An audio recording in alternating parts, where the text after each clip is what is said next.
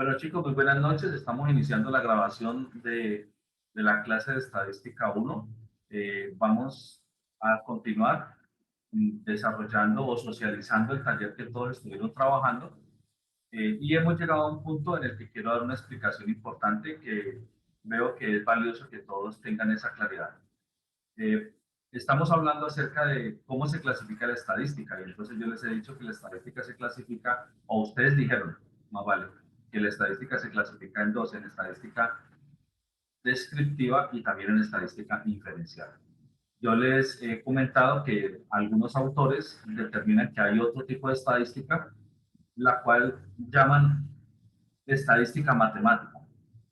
Sin embargo, esa estadística matemática, yo diría que no es como otra estadística diferente, sino que es como la mamá de las dos estadísticas que estamos haciendo. ¿Por qué? Porque tanto la estadística descriptiva como la estadística inferencial, para poder trabajar, necesitan el uso de modelos de modelaciones matemáticas, o sea, el uso de fórmulas matemáticas.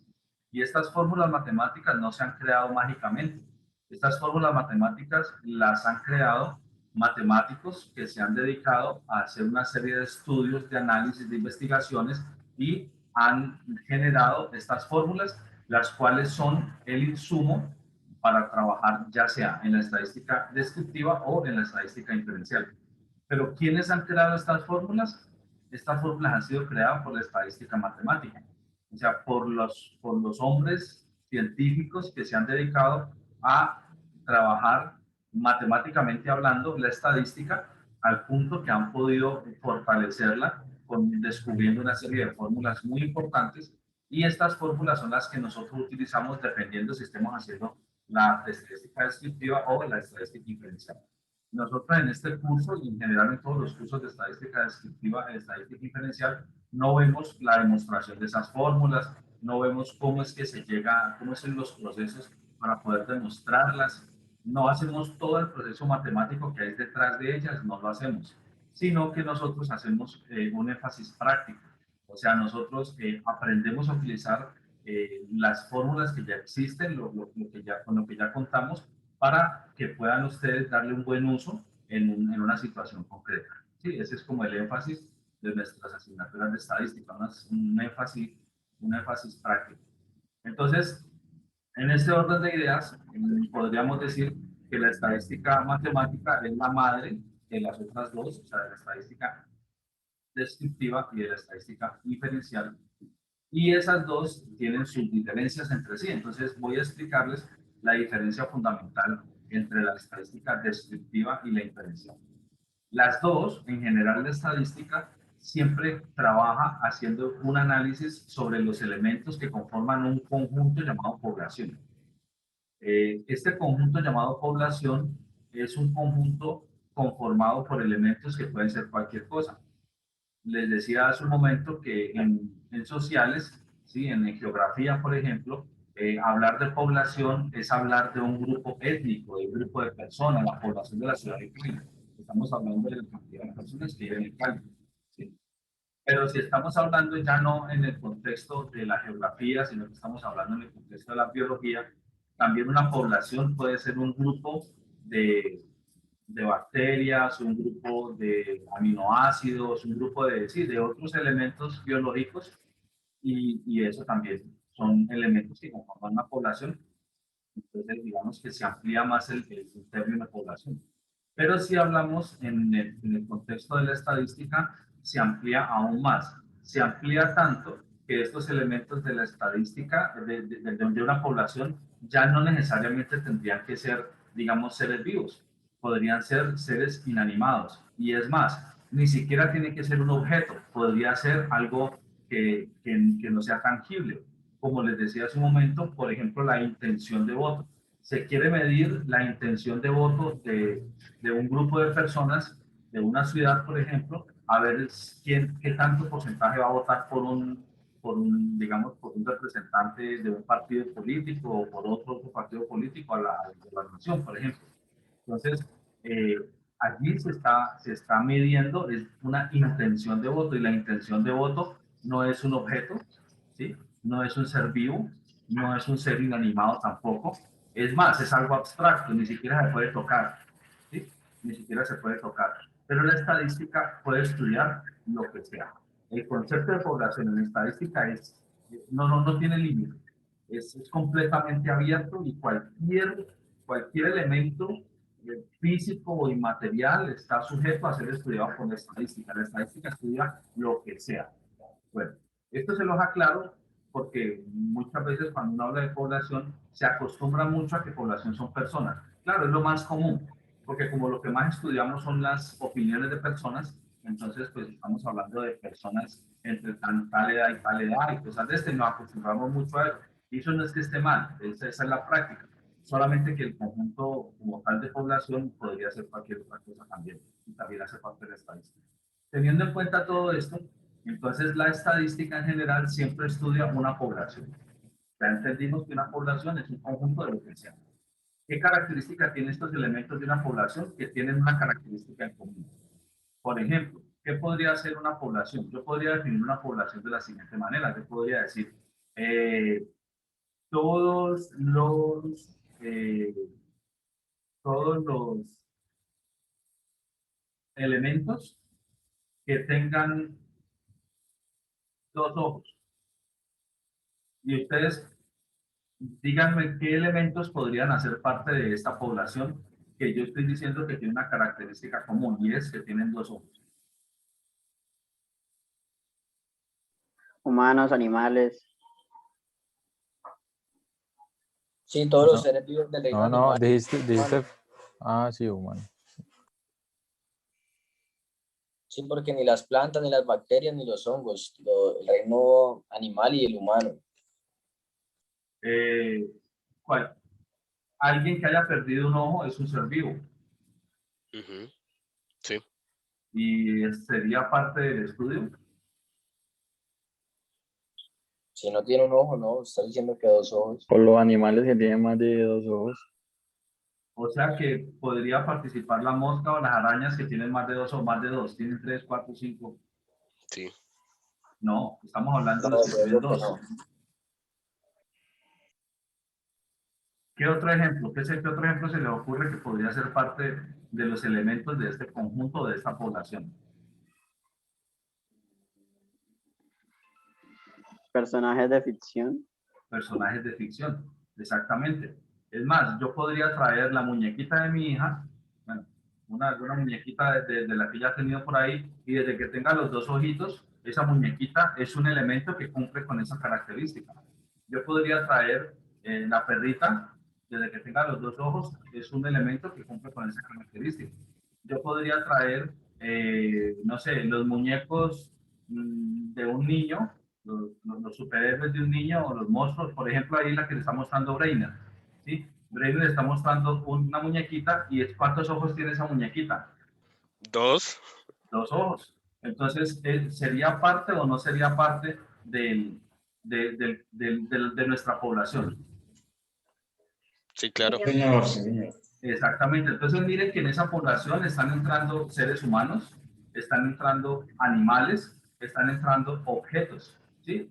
Son muy distintos todos, pero todos tienen una característica en común, que tienen dos ojos. ¿Estamos hasta ahí claros, chicos, para que vayan entendiendo los conceptos estadísticos? Sí, profe. Bueno, listo. Entonces, ¿cuál es el punto ahí interesante, muchachos?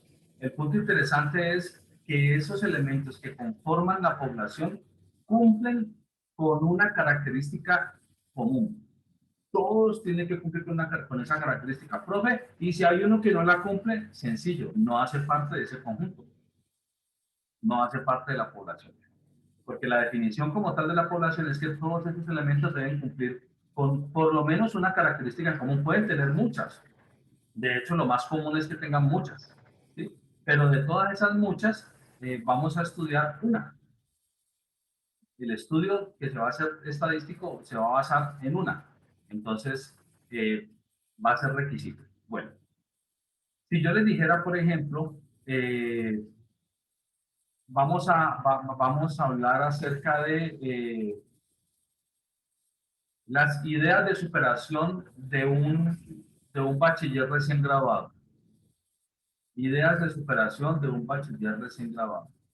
Entonces, ¿qué elementos podrían hacer parte de ese conjunto? Ideas de superación de un bachiller recién graduado. Profesión, viajes, no sé, se me ocurre. Lo que se le ocurra a cada bachiller con respecto a eso. Sí, es algo subjetivo. Completamente subjetivo, pero desde que cumpla con que es la idea de superación de una persona que es un recién bachiller, cumple la característica y desde que cumpla con la característica hace parte de la población. ¿Es claro para todos, chicos, con estos dos ejemplos acerca de población? Sí, profe. Bueno, muy bien. Teniendo en cuenta esto, entonces resulta que como todos los elementos de la población cuentan con una característica común, pueden contar con más. Vuelvo y les repito, de hecho es muy común que cuenten con muchas características en común, pero para un estudio se requiere una, y esa la tienen que tener obligatoriamente. Las demás pueden tenerlas o no tenerlas, no afecta, pero esa la tienen que tener. Bueno, resulta Profe, una que... pregunta. Adelante, Reiner. Una investigación puede tener un objetivo principal y desglosarse también en objetivos específicos para realizarla en una población. Normalmente lo que se hace es que siempre se define qué es lo que yo quiero medir. Cuando se va a hacer un estudio, siempre se determina para qué hago el estudio, cuál es la finalidad, qué quiero obtener como resultado. Y dependiendo de lo que se quiera obtener como resultado, entonces así mismo se idean qué preguntas van a ser las apropiadas para poder extraer esa información. Y pueden haber varias preguntas y cada pregunta aportar un elemento importante. Pero finalmente el objetivo es, entre todas esas preguntas que aportan elementos importantes, poder responder la pregunta del objetivo principal y es para lo cual fue creado, digamos, todo este estudio. Entonces sí se puede hacer, sí se puede eso, pero nunca se puede perder el horizonte de que todo eso tiene que ir para apoyar, responder a un objetivo principal. ¿Puedo Bueno, poner un ejemplo, profe? sí, dime, Reino. Por lo menos aquí en mi barrio, el sistema, bueno, aquí hay un hospital cerca, ellos hicieron una investigación de quienes tenían animales en sus casas, pero ellos en la investigación decía que las personas que tengan animales en su casa, pero especificaron perros, gatos y loros. No especificaron porque animal doméstico para una persona puede ser el grillo, puede ser una araña, puede ser otro tipo de animal. Pero ellos especificaron realmente cuáles eran los animales que estaban buscando dentro de su investigación. Es correcto, sí. Normalmente cuando se va a hacer un estudio hay que ser muy concretos en lo que se va a estudiar para no dejar ambigüedad y que se nos metan datos que no hacen parte de lo que necesitamos. Es correcto, sí. Es importante definir con mucha claridad qué se requiere. Vamos a estudiar mascotas que acompañan a las personas, pero qué tipo de mascotas. Sí, habrá personas que tienen una mascota, una culebra, pues esa no hace parte del tema. ¿Sí? O que tengan un pony y es una mascota, pero pues bueno, esa no hace parte. Pero sí, es correcto lo que estás diciendo, Reina. Bueno, muy bien. Entonces, les estaba diciendo que ambas estadísticas, la descriptiva y la inferencial, digamos, son hijas. Digamos que muchos autores las clasifican como tres. Yo prefiero no clasificarla como tres, yo prefiero colocarla encima y de ahí salen las dos. No porque yo tenga que pasar por ella, no porque yo no es que tenga que hacer el estudio de esa estadística, sino que finalmente esas dos han nacido a raíz de lo que les ha brindado la estadística matemática. O sea, nosotros podemos dictar ahorita estadística inferencial gracias a que la estadística matemática ha determinado todas las fórmulas que es importante para nosotros. ¿Es claro en qué sentido se les estoy diciendo, chicos? Bueno, ¿cuál es la diferencia principal entre ellas dos? Como habíamos dicho hace un momento, la estadística descriptiva estudia todos los elementos de la población, todos. Mientras que la estadística inferencial, por alguna razón de fuerza mayor, no puede estudiarlos todos, entonces toca que estudiar un grupo más pequeño, al cual se le llama muestra. ¿Sí? Al cual se le llama muestra. Entonces, les voy a dar unos ejemplos de situaciones en las cuales no se puede hacer una medición de todos los elementos completos, o sea, como para hacer una estadística descriptiva, sino que toca elegir algunos y estudiar solamente pues una muestra. Entonces, por ejemplo, les estaba hablando que hay una empresa que se llama Centelsa. Esta empresa tiene una característica y es que fabrica diferentes tipos de cables. Y los cables tienen una serie de características de calidad. Por ejemplo, a la temperatura, a la resistencia, o sea, aguantan cierto peso antes de que se revienten. La temperatura, aguantan cierta temperatura antes de que se derritan. Al hacer entorchados es como girarlos en un extremo en un sentido y el otro extremo en el otro sentido, ¿sí? Hasta cierto punto y antes y después de eso ya el cable también se daña. Entonces aguantan una serie de límites físicos y esos son, digamos, en ciertas mediciones de calidad. Entonces, si resulta que la empresa produjo una cantidad determinada, imagínense que produjo, no sé, un lote de 200 cables o un lote de 2000 cables, por decir algo, produjo un lote de 2000 cables. Y yo quiero hacer un ejercicio de medición, pues yo cojo un cable, le hago el ejercicio para medir, por ejemplo, qué tan fuerte es al peso, y entonces yo le comienzo a colocar las toneladas necesarias y yo tengo que verificar que hasta dónde aguanta para ver si cumple o no cumple con las especificaciones de calidad. Entonces resulta que le coloco la cantidad de toneladas hasta que se revienta y logro decir, sí, definitivamente cumple, o sea, superó el límite que está establecido de cantidad de toneladas. Pero ¿qué pasa con el cable después de eso, muchachos? Hay que botarlo. Hay que botarlo.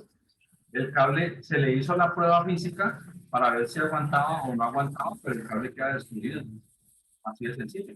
Entonces, ¿qué pasa si yo cojo toda la producción, el lote de 2000 cables que se produjeron, y yo digo, uy, voy a hacer una medición perfecta, una medición que sea precisa, y resulta que le hago todas esas pruebas a todos los cables, a los 2000 cables, y obtengo los resultados en Excel perfecto, una tabla preciosa en Excel, donde todos los cables superaron todas las mediciones importantes, y yo puedo decir, este lote de cables es un lote de cables pero excelentísimo, cumple con todo. ¿De qué me sirve después de que ya tenga esas mediciones precisas, perfectas, sin error alguno? Hay que venderlo por retazos. De nada, me quedé sin cables para vender. Hay que venderlo por retazos. Se queda pero sin trabajo, profe. Me quedo sin trabajo. Ferretería barata y Sí, o cobre.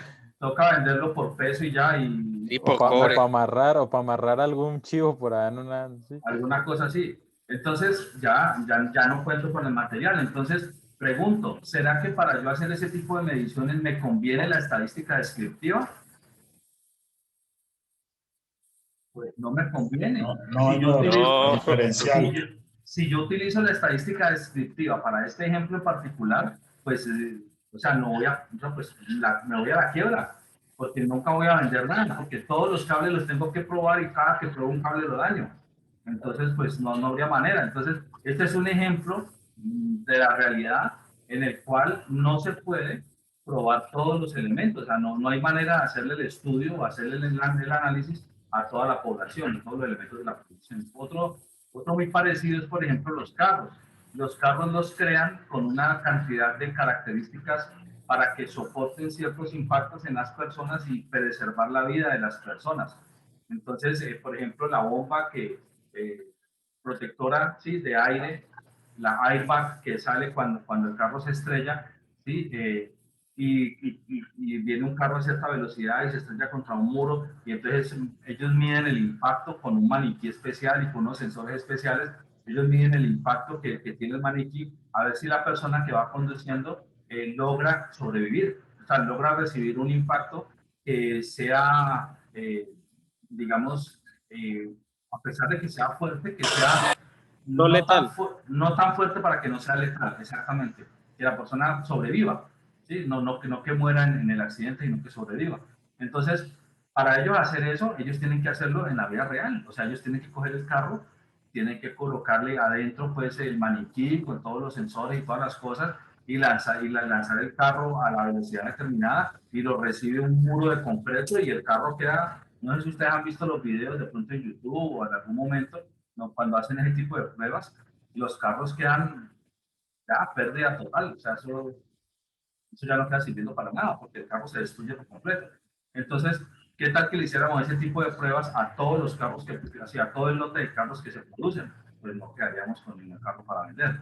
Entonces, ese tipo digamos, de experiencias no se le pueden aplicar a todos, por lo tanto, la estadística descriptiva en esos casos no puede ser aplicada. ¿Sí es claro para todos, chicos? Sí, profe. Sí, señor. Bueno, Sí. hay otros casos, por ejemplo, necesitamos hacer un estudio y vamos digamos, para hacer ese estudio necesitamos llegar a todas las mujeres entre 15 y 60 años, entre 15 y 60 años, por ejemplo. Y es un estudio que se va a hacer a nivel de Sudamérica, por decir algo. Entonces, todas las mujeres entre 15 y 60 años en Sudamérica. Pero para poder hacer un estudio de estadística descriptiva, me tocaría que llegar a absolutamente todas las mujeres en ese rango de edad que hay en Sudamérica. Para eso tengo que irme a todos los sitios del planeta Tierra en esa zona. ¿Sí? Todos los sitios en la selva, en el Amazonas, en el desierto, en las montañas inhóspitas, y algunos que iban por allá como apartados de la civilización, o sea, en toda parte, en las partes rurales más alejadas, en todo sitio. Es claro para todos, chicos, o sea, yo tendría que llegar a todas las mujeres en ese rango de edades que existan, o sea, que tengan vida en este momento, desde que están ubicadas en algún lugar de Sudamérica. ¿Hacer eso es posible? Podríamos decir, bueno, es posible, pero tendría un costo inmanejable. Nos O sea, demoraría mucho. exactamente, también sería muy demorado y tendría un costo brutal, o sea, un costo que no es capaz de costear ninguna empresa. De hecho, algo parecido a eso es lo que se hace cuando se realiza un censo. Y el censo es una actividad que solo la realiza el Estado. O sea, un país con todos los recursos de miles de millones de un país. O sea, cada censo vale un ojo de la cara. O sea, hacer un censo vale muchísimo dinero, o sea, millones y millones y millones de dólares vale hacer un censo. Por eso un censo no se hace cada rato, un censo se hace cada 7 años, a veces cada 8, cada 10, a veces cada 12. ¿Sí? Porque la plata que vale un censo es impresionante, o sea, es una cantidad de dinero abismal. Una empresa no tiene cómo soportar un censo, ¿sí? Eso lo soporta el Estado. Y eso que el año que van a hacer eso, se recortan los presupuestos para todo el mundo, porque el censo es costosísimo. Entonces, intentar hacer un censo es algo eh, ocasional, periódico porque se hace cada cierto tiempo, pero ocasional en el sentido que eso no es con una frecuencia, digamos, muy frecuente, no, es siempre espaciado. En la medida en que el país sea un país muy poderoso, pues puede hacerlo con una frecuencia menor, o sea, al cada 5 años, cada 4, pero en la medida en que el país no tenga tantos recursos, pues se va a ampliar ese margen. Bueno, eh, teniendo en cuenta todo esto, entonces le estoy dando las razones por las que fue importante pensar en la estadística inferencial, porque al principio, históricamente hablando, se habló fue de la estadística descriptiva, porque la estadística descriptiva analiza todos los datos y esa es la más precisa, esa es la más exacta. Sin embargo, hay muchos casos en los que no es viable aplicarla, como los que le acabo de explicarles. Entonces, para el caso de la estadística inferencial, ¿qué toca que hacer? Toca que elegir de entre todos los elementos de una población, toca que elegir una muestra, un subconjunto, y estudiar ese subconjunto. Y la estadística inferencial hace algo que se denomina una inferencia. Camilo, preste atención. Gracias, muy amable. No, como no tiene los audífonos puestos, ni siquiera nos escucha. Yo, Camilo. Hola, profe. Camilo, hermano, préstenos atención, Camilo, hermano. No, profe, yo le estoy escuchando. No, profe, yo lo estoy escuchando y no que acá hay una vecinita que está haciendo broma, entonces me río, pero yo la estoy escuchando. A ver, ¿y qué fue lo último que dije? Estaba hablando ahí de la población. Hablando de los cables, Perdón, profe, perdón. Ya. Profe, Señor. pregunta. Si vamos a usar la estadística inferencial y digamos que vamos a hacer el ejemplo de los cables como el que mencionaste ahorita, o sea, ¿hay algún porcentaje que la estadística inferencial me diga que tengo que coger para poder que esa medición sea exacta? Sí, sí, es correcto. Todo eso ya está determinado y lo vamos a ver en el curso. Digamos que una parte que nos va a enseñar cuál es el tamaño apropiado de una muestra. ¿Listo? Nosotros vamos a ver eso en el curso. Son unas fórmulas matemáticas que ya existen y lo que vamos a hacer nosotros es entenderlas correctamente para poder aplicarlas y poder obtener su valor y hacer los ejercicios, digamos, dependiendo de eso. Pero eso está establecido y eso es un punto súper importante. ¿Por qué? Porque hay que trabajar con algo que se determina muestra representativa. La muestra representativa, palabra más, palabra menos, es un subconjunto de la población, pero el hecho de que sea representativa quiere decir que tiene que cumplir con dos características. Primero, que sea de la cantidad mínima apropiada, y eso nos lo va a dar unas fórmulas, que es lo que está preguntando Eric en este momento, ¿sí? Y segundo, que el comportamiento de los elementos que conforman esa muestra sea muy similar al comportamiento de la población entera. Me hago entender. Resulta que usted algún día va a sacar una opinión sobre los policías de Colombia.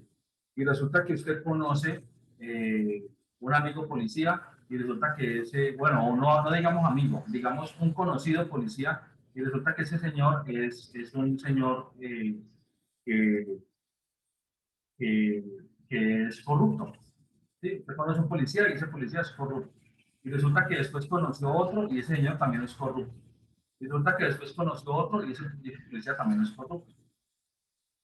He conocido 3 policías, ¿sí? Después una amiga le contó sobre un policía que también era corrupto. Ya van 4 policías que usted conoce, o 3 que conoce y uno que por referencia, y todos ellos son corruptos. Pero resulta que tenemos, no sé, 500.000 policías en el país. Entonces, ¿será suficiente, mirando que 3 policías son corruptos, decir o generalizar y decir que los policías en Colombia son corruptos? ¿No? Con los policías sí, no, mentira. No, es una muestra más amplia. No. Es demasiado poco.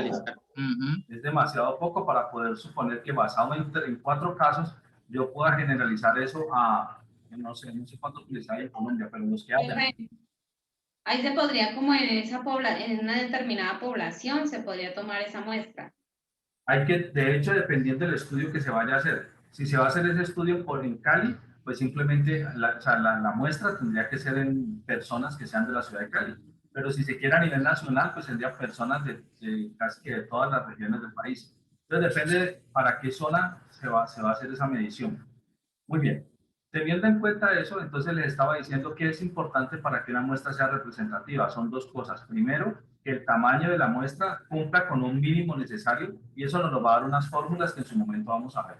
Y otro, que el comportamiento de esa muestra sea muy similar al comportamiento de la población. Me hago entender. Voy a inventarme un ejemplo. Supongan que nosotros vamos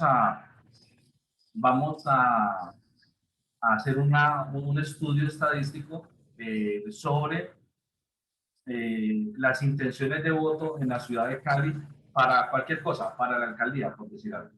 Y entonces resulta que tenemos 3 candidatos a la alcaldía. El candidato A, B y C, 3 candidatos. Resulta que el candidato A,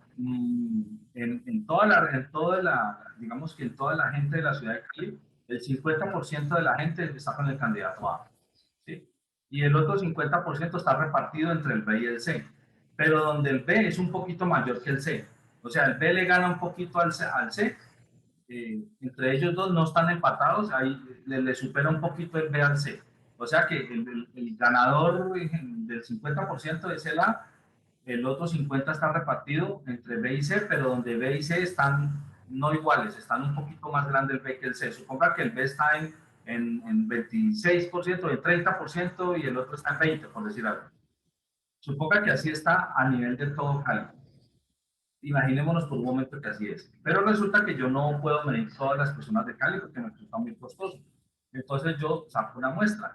Y la muestra son de los 2 millones de habitantes de Cali, son 2.000 personas. Un ejemplo, que sean 2.000 personas que deben hacer la encuesta. Y resulta que una vez yo tengo esa encuesta, resulta que esa encuesta, más o menos la mitad, no tiene que ser el 50% exacto, pero más o menos la mitad están de parte del candidato favorito. Y la otra mitad está repartida entre los dos, donde es más grande los que están con el B que con el C. Ese comportamiento, más o menos, es el mismo tipo de comportamiento de la población completa. ¿Sí me estoy haciendo entender? Entonces, si yo tengo una muestra con ese comportamiento interno, pues es muy fácil que el resultado de ese estudio yo lo pueda generalizar y decir, así es el comportamiento de toda la población. ¿Por qué? Porque es una muestra representativa, o sea, es una muestra que el comportamiento proporcional que se presenta dentro de los elementos que conforman la muestra es muy similar, muy parecido al comportamiento de todos los elementos de la población completa, ¿sí? Entonces, eso es lo que persigue una muestra representativa. Este ejemplo que les estoy dando es un ejemplo ficticio. ¿Por qué? Porque si yo conozco el comportamiento de toda la población, pues ¿para qué hago una muestra? Es simplemente por una manera común y para explicarles. Nosotros no conocemos el comportamiento de toda la población. En la vida real, cuando hacemos un ejercicio real, eso no se conoce. Precisamente para eso se hace el estudio, para llegar a inferir o a suponer o a llegar a acercarnos con algún porcentaje de posibilidad de más o menos cómo se está comportando toda la población. Para eso se hacen los estudios. Entonces, básicamente, la muestra debe ser representativa para poder que el resultado que dé sea un resultado que se pueda generalizar. Profe, Reiner. profe, tengo un ejemplo, pues es real. Pasó en Confandi Morichal cuando trabajé como auxiliar de surtido. Y es que Ariel trajo un producto nuevo llamado Power Up, que era una capsulita chiquita que tenía detergente, tenía desinfectante y tenía Suavitel. Tenía los 3 componentes en uno. La cuestión es que ellos hicieron la investigación en Bogotá, solamente en Bogotá. Cuando lanzaron el producto y lo trajeron a los Confandis, ninguno de los auxiliares de surtido, que éramos los que nos encargábamos de surtir el producto y de estar cerca del cliente, no sabíamos ni conocíamos el producto. Entonces, la investigación solamente se hizo en una muestra, simplemente en Bogotá, pero no se distribuyó en todas las ciudades del país, pero algunas ciudades del país no conocían el producto, ni sabían qué tenía, ni sabían qué hacía. Habían puesto un comercial y demás, pero a los auxiliares, a los surtidores, no sabíamos exactamente qué era el producto. ¿Qué les tocó a ellos hacer? Pues hacer otra vez la investigación y ya hacerla con grupos, ya con los surtidores, enviar los surtidores que se encargaban de esa sesión y también hacerles una capacitación del producto, porque estaban perdiendo mucha plata por el culpa de que no había gente que no conocía el producto en sí. Es correcto, es correcto. ¿Quién va a decir algo? Sí, es que quería preguntarte. Lo que pasa es que, digamos, en los productos que yo vendo, los proveedores me dicen que hay lugares que se mueven más los productos que en otros. Entonces él me decía, digamos, un producto que era para adelgazar, acá en mi negocio se vendía más que en la cesta, ¿ya? Entonces, a mí me parecía a él le parecía tan curioso porque pues decía, imagínate vos que estás acá, se vende tanto y era pues un producto muy reconocido. Entonces me parece pues hasta lo que tú dices, profe, que hay que tomar una muestra de determinada población porque en todo lado no va a ser igual. Nunca es igual en todos lados. Siempre va a haber diferencias y si yo quiero afectar una zona determinada, yo tengo que tener muy claro el comportamiento de esa zona para poder pegar como es. Pero si no tengo ese estudio, sino que hice un estudio, digamos, básico en la capital, como lo que cuenta ahorita Brainer, entonces pues es un estudio que es válido, o sea, es correcto, es bueno hacer ese estudio, pero es bueno para la capital. Pero no quiere decir que sea el comportamiento de Pasto, de Cali, de Pereira, bueno, de todo el resto de ciudades del país, no señor. No, señor. Profe, una consulta. Por ejemplo, se hace un estudio del candidato tal, ¿no? Y el más Sí. opcionado, el que siempre dice, no, el Juanito Pérez es el que va a ganar. Sí. O sea, Y Duque en, otra y, vez. en el, y en el cuadro, él es el que tiene el 80%, el 90%. Sí. Pero por X o Y motivo ganó el que tenía el 10%. ¿Ahí qué pasó? Hay varias cosas para eso. Hay varias cosas para eso. Primero, hay que descartar. Yo les coloqué a ustedes el video de la prostituta de las matemáticas, ¿se acuerdan? Sí, señor. Ujú. Bueno, ese es el primer punto. El primer punto es que si los estudios los manda a hacer el grupo de uno de los dos candidatos, eso mágicamente resulta ganador en esa encuesta resulta ganador ese candidato. Y el estudio, mágicamente. Y Hay que hacerlo si algo imparcial. si el estudio lo manda a hacer el otro, entonces mágicamente en esas encuestas gana el otro. ¿Por qué? Pues hay una razón de peso, ¿sí? Hacen un ejercicio de tal manera que el resultado sea el que ellos necesitan. Para eso hay muchas formas de afectar eso. Ellos pudieran hacer un fraude, pero normalmente la gente evita hacer eso así como tan de frente. Un fraude, ¿qué quiere decir? Pues que introducen, digamos que documentos pues de encuestas falsas. Personas muertas. Pero eso es más difícil, o sea, no es que sea más difícil, a veces es más complicado porque quedan las pruebas y si se devuelven a hacer una investigación lo pueden encontrar más fácilmente. Entonces puede ser que se cuiden más por ese lado, ¿sí? Muy bien. Pero se puede afectar desde otras cosas y es la manera más sencilla, y les voy a colocar un ejemplo para esto, de tal manera que con esta situación que les voy a narrar queda claro otro tipo de manipulación que se puede hacer. Vamos a hacer una encuesta, un estudio donde vamos a analizar la infidelidad en la ciudad de Cali. ¿Qué tan infieles son los hombres y las mujeres en la ciudad de Cali? ¿Listo? Ese va a ser el estudio que vamos a hacer. Y resulta que para hacer ese estudio, como el resultado pretende dar un resultado por toda la ciudad de Cali, entonces Eric me dice que mejor otro estudio. No, ese estudio está bien para el Oye, ya ejemplo se que les voy sabe a que las mostrar. mujeres lo ganan. No es obvio. Erika, yo ya. Sí, no, yo lo digo por lo que dice Camilo, o sea, si las mujeres ganan ahí. Yo, la verdad, no haría que las mujeres queden mal aquí, muchachos. O sea, yo es mal, digo, profe, no Me cambie parece eso. tan curioso que los primeros que brincan son los hombres. Sí, ay. Las mujeres no tenemos problema. Uno es No, porque Camilo, lo que no pasa las es que hay hagan que- quedar Envidiosas con mal. eso, ¿no? No Qué hagan inseguridad. eso. Qué inseguridad. No, Por no. mí está bien, hagámosle. Yo estoy con Camilo. Bueno, me toca silenciarlos a todos a ver si me dejan hablar. Entonces, el punto es el siguiente. Entonces vamos a hacer ese estudio y resulta que ese estudio no vamos a medir quién es más infiel, si el hombre o la mujer. No, ese no es el estudio. El estudio es la infidelidad en Cali como tal, independientemente si sea hombre o independientemente si sea mujer. O sea, Cali tiene tantos habitantes y tanto porcentaje de los habitantes de Cali son infieles, así, en general. No midiendo si es hombre o si es mujer. Muy bien, entonces ya con eso Camilo queda tranquilo y también él queda tranquilo. Bueno, entonces resulta que teniendo en cuenta esa situación, resulta que yo voy y digo, listo, vamos a encargarle eso a unos estudiantes para que hagan ese trabajo. Entonces vamos a encargar a 10 estudiantes o a 20 estudiantes y resulta que encargan a toda la clase de estadística nuestra.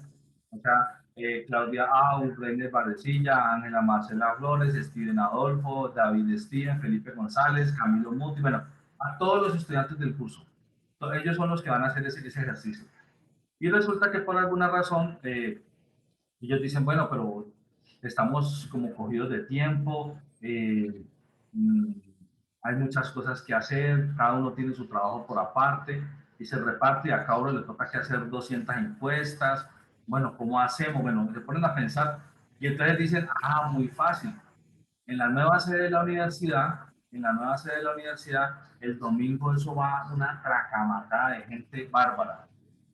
Uno se para allá afuera, ahí saliendo donde sale la gente, donde sale, y eso en cuestión del resto del día, eso pasan por ahí, no sé, miles de personas que salen del servicio. Entonces, allí me voy a parar y ahí se paran todos y abordan a la salida de la gente. Ahí viene una preguntita y le hacen las 3 preguntitas de la encuesta y llena. Resulta que toda la gente que llenó las encuestas o con las que ustedes les tomaron los datos son hombres y mujeres cristianos que llevan tal vez ya años congregándose, que tienen un tipo de vida ya cambiada por el Señor, ¿sí? Que han corregido una... ¿Perdón? Que escuche Eri, profe. Ah, ok, sí. Que ya tienen un tipo de vida cambiada por el Señor y obviamente han corregido muchísimas cosas que es importante corregir y que antes tenían y ahora pues ya no tienen. Entonces, resulta que esas son los tipos de personas que ustedes están haciendo la medición. Cuando ustedes terminan de hacer esa medición a todas las personas que salieron de allí de los servicios, ustedes juntan, hacen todo el análisis y todo y da un resultado. ¿Ustedes creen que el resultado que se obtiene, yo lo puedo publicar en la prensa como decir, este es el porcentaje de infidelidad en la ciudad de Cali? No, profe, claro que no. ¿Cómo así? ¿Ese resultado no es el mismo resultado de la ciudad completa? No, No, profe, No es una muestra representativa. Personas que tienen, ajá. tendrías No, y que puede irte que para sean una gran Juanchito, parte para de algún lugar personas, así. pero Literal. Es Allá correcto. para el oriente. Eso, para Menga, no sé. Tiene que irse No por fue allá. una muestra adecuada, profe. No fue una muestra adecuada. Tiene que irse Profe. por allá detrás del batallón para tomar mediciones por allá. Dirían las encuestas, reprendo al diablo. Donde llegue Mutis. Bueno, entonces, ¿a dónde vamos, muchachos? Que ese resultado, la persona que recibe los datos y el que hace el ejercicio en el software y demás, lo hace correctamente. Él no tiene problema, él hace el ejercicio bien hecho. El problema, ¿dónde está? En que la muestra es una muestra sesgada. Es una muestra que no es una muestra representativa, porque estamos tomando la medición de personas que en un gran promedio pues luchan por no tener esas fallas, por corregirlas, y si las tuvieron alguna vez, pues hoy en día están tratando de hacer las cosas correctas como deben ser. Entonces no va a ser el mismo comportamiento de las personas que están en el resto de la ciudad de Cali. Entonces allí les estoy mostrando un ejemplo palpable en el cual yo puedo manipular el resultado de una encuesta sin hacer fraude como tal, porque yo no estoy yendo a cambiar lo que la gente escribió. No, yo no estoy colocando personas muertas que llenaron la encuesta, no, yo no estoy diciendo esta persona la llenó y mentiras que la persona nunca llenó la encuesta, no, yo no estoy haciendo fraude en ese sentido, ¿sí? Pero sí está haciendo un ejercicio de seleccionar la muestra de una manera equivocada, donde yo sé que el resultado que voy a obtener es un resultado muy benévolo, que no es el resultado de toda la ciudad de Cali. Entonces, si yo quiero obtener un resultado que beneficie a un candidato, pues muy sencillo. Las personas que voy a elegir son personas de zonas donde yo sé que la mayoría de personas de esa zona la van con ese candidato. Por ejemplo, yo quiero saber si la gente tiene un buen concepto de Pablo Escobar o no. Y resulta que me voy a los barrios que Pablo Escobar le regaló casas a las personas, que hoy en día todavía viven ahí las familias que Pablo Escobar le regaló casas. ¿Usted qué cree que va a decir todas las personas de esos barrios? ¿Cómo que no, mi niño? Que era un santo. Exactamente, va a decir que... Fue enviado por Dios. Exactamente, va a decir que él es una persona súper excelente. Y esa labor de verdad fue excelente, obviamente esa labor Sí, fue claro. excelente, eso no hay duda alguna. Pero que esa labor haya sido excelente no quiere decir que él haya sido una persona excelente. O sea, de verdad fue una persona que hizo mucho daño. Entonces, Sí.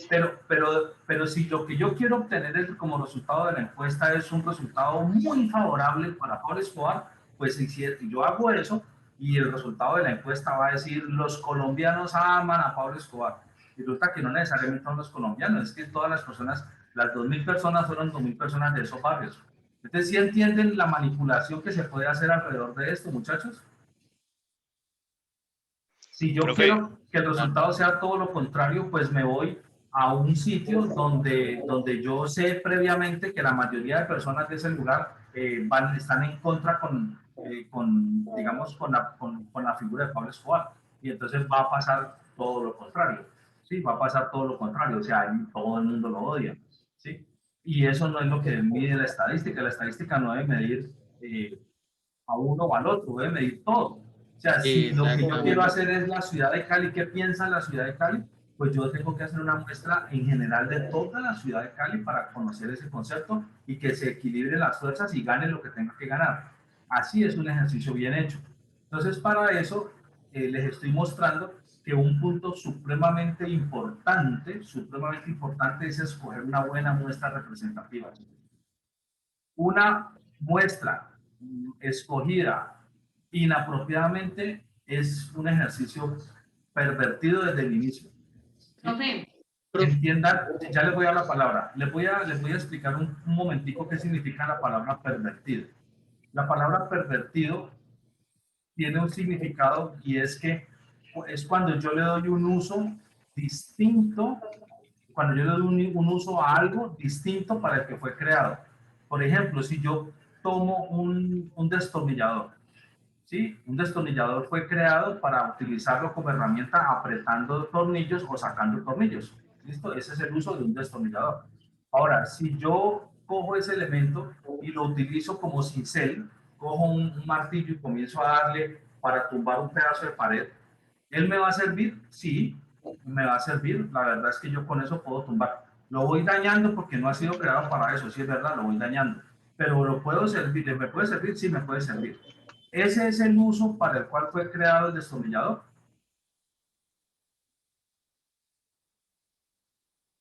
No, señor. No, profe. No. Muy bien. Como no es el uso para el que fue creado, entonces yo he pervertido el uso de la herramienta. ¿Es claro para todos qué significa pervertir? Sí. Pero igual ese concepto, si uno lo mira, habla sobre la moral, sobre desviación sexual, bueno, esa palabra pervertir. Es que así es como lo entiende todo el mundo, Neiber. Por eso es que les estoy mostrando que las palabras no solamente significan lo que estamos acostumbrados a entender. ¿Listo? También, de hecho, si ustedes me lo permiten, voy a... Por ejemplo, le digo a alguien así, usted está utilizando el destornillador pervertidamente, y él lo va a entender de otra manera, creo yo. Sí, él lo va a entender de otra manera, pero no es culpa suya, es culpa de que él ignora el idioma español correctamente. Listo, entonces, bueno, entonces, ¿qué quiero decirles con todo esto, chicos?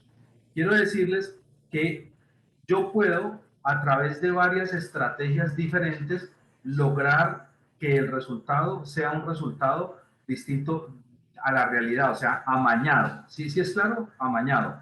Entonces, no necesariamente yo tengo que crear o yo tengo que hacer, digamos, un ejercicio de fraude evidente, digámoslo así, si me permiten decirlo así, como de un fraude evidente. No necesariamente. Yo puedo hacer un ejercicio donde el fraude evidente no se vea, sino que sea como un manejo, digamos que no notorio, por decirlo así, no notorio, pero que me permita lo que yo quiero. ¿Listo? Que me permita lo que yo quiero. Entonces, vamos a buscar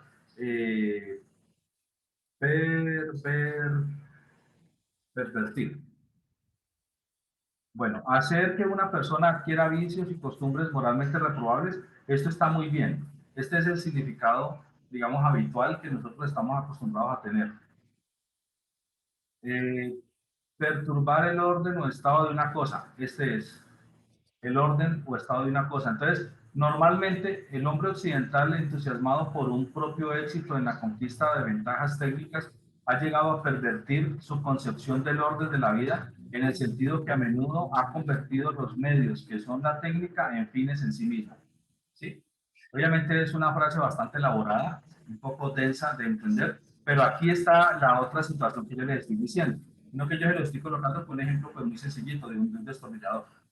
Pero lo que quiero decir es que la palabra pervertir también tiene otra significancia y es darle un uso inapropiado a algo que debe tener un uso distinto, digámoslo así. Entonces, ¿qué sucede con el video de la matemática es la sustitución de las matemáticas? Que la estadística es la sustitución de matemáticas, que es el video que vimos. Pues que han pervertido el uso de la estadística, ¿sí es claro? ¿Por qué han pervertido el uso de la estadística? Porque han hecho un manejo de la estadística distinto al verdadero manejo que hay que darle, al manejo correcto que hay que darle. Esa es la situación. Entonces, básicamente con esto lo que quiero ya para terminar, porque me he extendido mucho aquí con el tema, es que yo puedo lograr el resultado que yo quiera si manipulo los datos. Y los datos los puedo manipular o cambiándolos, que es riesgoso porque hay que dejar firmas y demás, pero también los puedo manipular haciendo una elección de una muestra amañada, no una muestra representativa.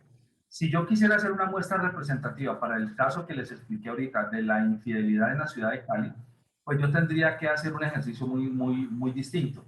Yo tendría que ir, por ejemplo, a distintos barrios de la ciudad y visitar algunos sitios de la ciudad y tomar muestras de todos hasta reunir las 2000.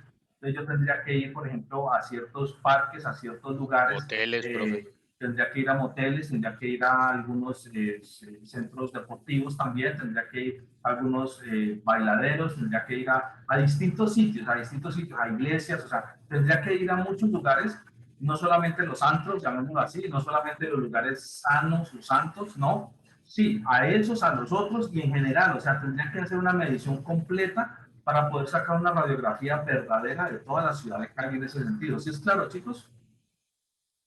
Así podría obtener un resultado que sea la realidad de la ciudad de Cali. O sea que, profe, en pocas palabras, la estadística verdadera es la que se generaliza.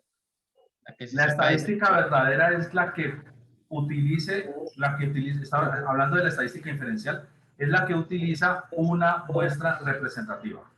Esa es la estadística verdadera, la que utiliza una muestra representativa.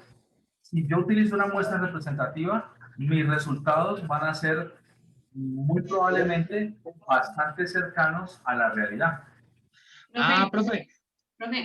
O sea que para creer, digamos, una información en los noticieros, tiene que darse cuenta que tuvo una muestra representativa para darnos cuenta de que... Exacto, eso iba a preguntar porque cuando dicen lo de la canasta de los indicadores representativos del mercado... Entonces, para nosotros poder aprender a sacar unas muestras representativas, hay una temática, la cual nosotros no vamos a ver ahorita, porque eso es tema de estadística 2, ¿sí? El tema de estadística 2, pero el primer tema de estadística 2 es justamente aprender cómo se saca una muestra representativa. ¿Listo? Para eso hay una temática que pertenece, digamos, al propio ejercicio de la estadística inferencial que se llama muestreo. ¿Sí? Y ese tema de muestreo va a enseñar todas las estrategias que podemos aprender y que existen para sacar una muestra representativa. Eso hay que estudiarlo, claro, eso es súper importantísimo. O sea, sacar una buena muestra es casi que sinónimo de hacer un buen ejercicio. Sacar una mala muestra es sinónimo de hacer un ejercicio lejano de la realidad. Así de ese tamaño, malo. No nos va a servir. El resultado que vamos a obtener, lo más probable es que va a ser un resultado muy distinto a lo que en la realidad sucede. ¿Listo, chicos? Bueno, todo esto que les estoy hablando es de estadística inferencial, pero no me quiero adentrar, no me quiero adentrar tanto en estadística inferencial porque eso es tema del curso siguiente, pero sí me interesa que entiendan a nivel general el concepto de las dos estadísticas, la estadística descriptiva y la inferencial en términos generales. La estadística descriptiva estudia todos los elementos, por lo tanto el resultado es preciso, es perfecto, es exacto. ¿sí? La estadística inferencial no puede estudiarlos a todos, estudia un subconjunto, una muestra. Entonces, dependiendo de qué tan buena sea esa muestra, el resultado que voy a obtener es un resultado que se puede parecer al resultado de todo, pero que no va a ser perfectamente el resultado de todo, porque no estudia todo, estudia un subconjunto. ¿Sí es claro entonces la diferencia esencial entre estadística descriptiva y de estadística inferencial, chicos? Sí, señor. Bueno, ¿quién iba a decir algo? Le interrumpí un momento. Yo, profesor, Profe. entonces la dale. estadística es como la muestra representativa es en sí el alma de la estadística. De la estadística inferencial. Porque la estadística descriptiva no trabaja con muestras, examina todos los elementos de la población, entonces el resultado es preciso. Sí, entonces la muestra es esencial en la estadística inferencial. Solo en la inferencial. Bueno, listo, chicos. Nosotros tenemos el break al principio o al final. Perdón, en la mitad o al final. La mitad. La mitad. Mitad. Ya. Chicos, hoy necesito estar desconectado a las 7, a las 7 no, a las 9 y cuarto ya estar desconectados. ¿Qué hacemos? Pues Podemos hacer... sigámosla para que nos vamos... es que tengo una reunión con el vicerrector para ajustar un tema de una encuesta que se le va a mandar a todos los estudiantes. ¿Se acuerdan, chicos? El tema que estuvimos hablando. El proyecto integrador. Pues. Bueno, chicos, estamos reanudando la grabación y vamos a continuar entonces con las preguntas. Ya tenemos claro qué es estadística descriptiva y estadística inferencial, cuáles son sus diferencias relevantes. Yo toqué ya muchas de las preguntas que siguen, entonces vamos a ver qué es población. Entonces, ¿quién quiere arrancar con la definición de población, chicos?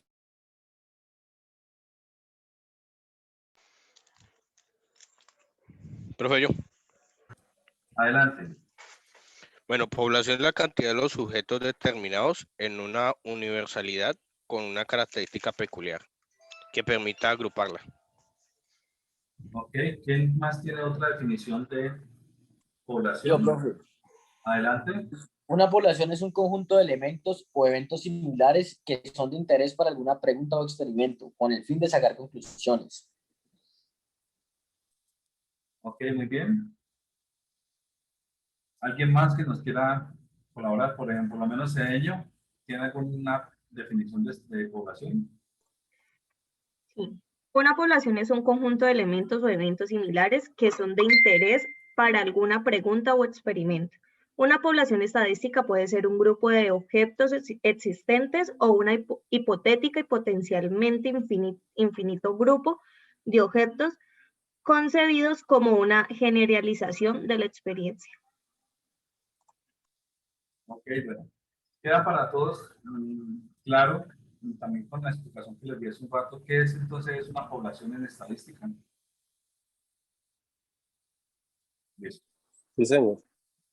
¿Qué son datos estadísticos, muchachos? La siguiente pregunta. ¿Qué son datos estadísticos? ¿Quién quiere responderla? Yo, profe. Adelante, Steven.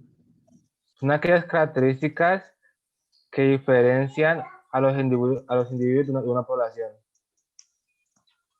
Otra vez, ¿cómo? Son aquellas características de los individuos de una población. Aquellas características de los individuos de una población.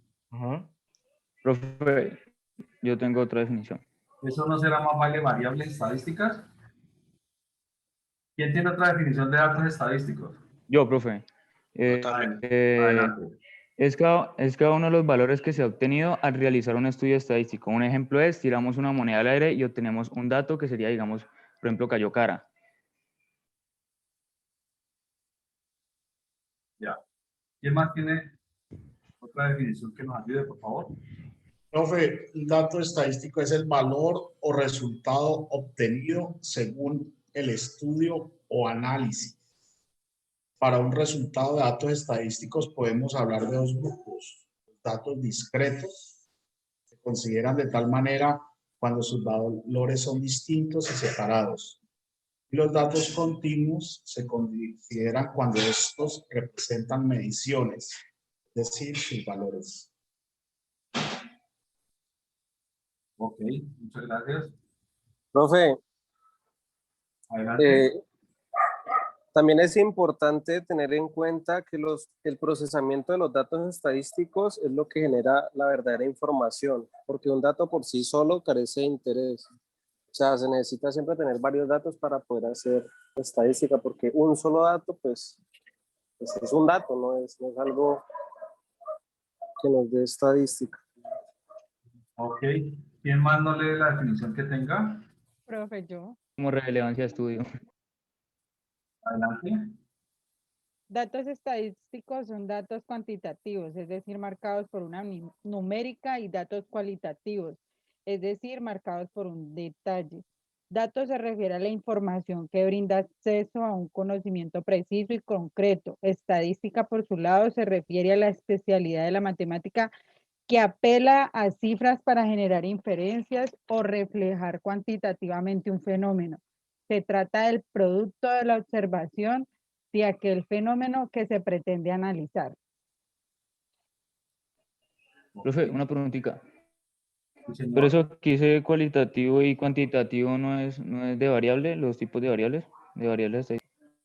Sí, está muy, también, lo que pasa es que las variables estadísticas también hay, o se clasifican en cuantitativas y cualitativas, pero en general no solamente es Ok, propio de las variables, sino que todos los conceptos en general que se manejen de forma numérica y de forma conceptual, también se les puede llamar, digamos, cuantitativos y cualitativos.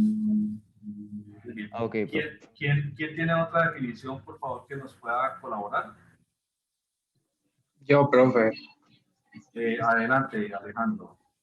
son aquellos valores que se dan cuando se realiza un estudio de tipo estadístico, pues estos se tratan del producto de la observación de aquel fenómeno que se quiere analizar. Muy bien, muy bien. Es correcto. Entonces, eh, básicamente, estos datos estadísticos son como parte muy importante del estudio que se está haciendo como tal, ¿sí? Porque básicamente el estudio parte a partir de estas observaciones, ¿sí? Que son los datos estadísticos. Bueno, nosotros tenemos una pregunta que sigue allí y es variable estadística. ¿Y cuánto costará eso? Entonces, ¿quién nos ayuda con la definición de variable Sí, claro, estadística? sí, eso tiene que ver carito.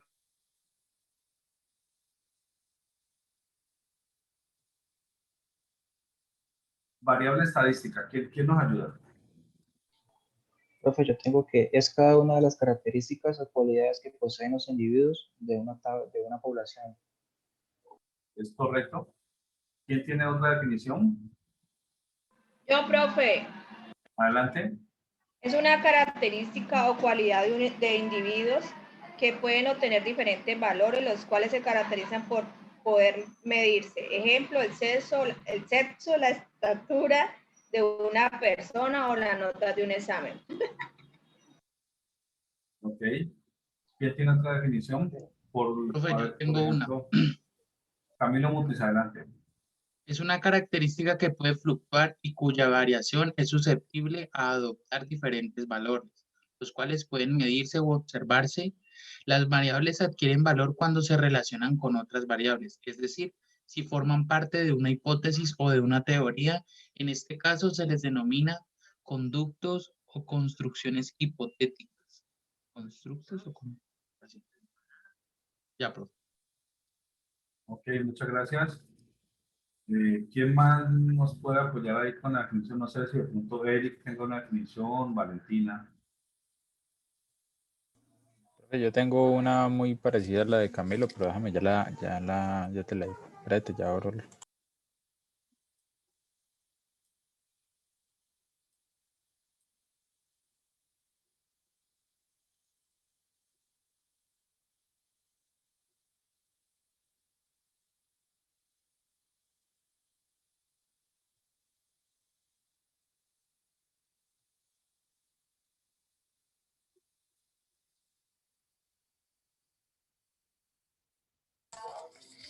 Profe, sí, o sea, básicamente lo mismo. O sea, es un dato que es medido y que es susceptible a cambiar y que se divide en dos. Hay dos que son variable cualitativa y cuantitativa. Cualitativa y cuantitativa. Muy Sí, bien. señor. Esa es la respuesta al punto 8. ¿Sí? ¿Cómo se clasifican las variables? Entonces, ahorita vamos a definir, vamos a arrancar con la cuantitativa. ¿Quién nos define la cuantitativa? Profe, la variable cuantitativa son aquellas características o cualidades que sí pueden expresarse o medirse a través de números. Esas se clasifican en cuantitativa discreta, que es aquella variable que utiliza valores enteros y no finitos. Por ejemplo, la cantidad de familiares que tiene una persona, tal como 2, 3, 4 más. Y también está la cuantitativa continua, que es aquella variable que utiliza valores finitos y objetivos.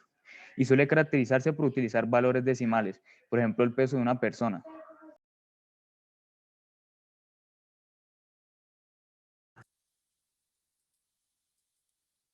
Bueno, con respecto a eso, voy a hacerles unas precisiones importantes. Y es lo siguiente, muchachos. Resulta que las variables cuantitativas, que son las variables, eh, que miden valores numéricos, se pueden clasificar en dos, como acaba de decir ahorita el compañero, ¿sí? Que son, esas dos subclasificaciones son discretas y continuas. Pasa algo muy particular con ellas, y es lo siguiente. Resulta que las continuas y las discretas se diferencian en qué. Las continuas son aquellos tipos de variables numéricas que cuando yo estoy, digamos, tomando mediciones, a pesar de que yo tengo dos que estén muy cerquita, yo puedo encontrar sin ningún problema otras que estén entre ellas y después otra que esté entre esas, entre dos de esas y después otra que esté entre dos de esas. O sea que en términos generales podríamos decir que yo puedo encontrar valores intermedios de manera casi que infinita. Pues infinito no hay nada en la vida, pero simplemente como para que digamos que el ejemplo sea más o menos entendido. Vamos a hacer una explicación particular. Supongamos que estamos midiendo el peso de una persona y resulta que lo estamos midiendo en una pesa de precisión, una pesa que tiene 8 decimales. Lo mide en kilogramos, le dice, esta persona mide 65, y 8 decimales de ahí para allá, porque es una pesa de precisión, de alta precisión. Entonces resulta que yo puedo encontrar que una persona mide 65, lo que sea, y otra mide 65, un poquito más, pero yo podría encontrar otra persona que mida 65, y me dé un valor decimal entre los dos anteriores. ¿Y es claro? A pesar de que estén muy cerquita los dos que ya tenía. Y es posible que, entonces ya me quedaron tres, ¿sí? Dos que eran los iniciales y en la mitad me quedó otro, ¿sí? Tres. Pero es posible que yo pueda encontrar otra medición que de pronto quede entre dos de los que ya tenía. Depende ya, ¿qué tanto se puede eso? Depende pues de la precisión del instrumento de medición. Pero si el instrumento de medición lo permite, yo podría encontrar valores intermedios en medio de otras cuantas veces necesite. Es claro, esa característica particular de los continuos, o sea, las variables cuantitativas continuas tienen esa particularidad y es que yo puedo encontrar valores que podrían ubicarse entre dos que ya tenía antes, aunque estén muy cerquita. O sea, no hay límite, siempre puedo ubicar entre otros que ya tenía, aunque estén cerquita, muy cerquita. ¿Sí es claro para todos el concepto, la idea que quiero darles, muchachos? Sí, profe, ajá. Muy bien. El concepto de la variable cuantitativa discreta, aquí hay un grave error en muchos de los autores que han escrito comentarios o digamos que material pues en internet. y también en videos de internet. He visto cualquier cantidad de personas que no la tienen clara y que explican de forma equivocada este tema. La explicación que dio el compañero ahorita se basa en uno de estas fuentes que está equivocada. Resulta que, ¿qué es una variable discreta, muchachos? Una variable discreta, cuantitativa discreta, es una variable, obviamente al ser cuantitativa es numérica, eso está claro porque es una clasificación de las cuantitativas, numérica. Entonces es una variable numérica, pero que tiene una característica fundamental, y es que todos los valores que puede tomar, escuchen bien lo que les estoy diciendo, todos los valores que puede tomar ya están previamente establecidos en un conjunto.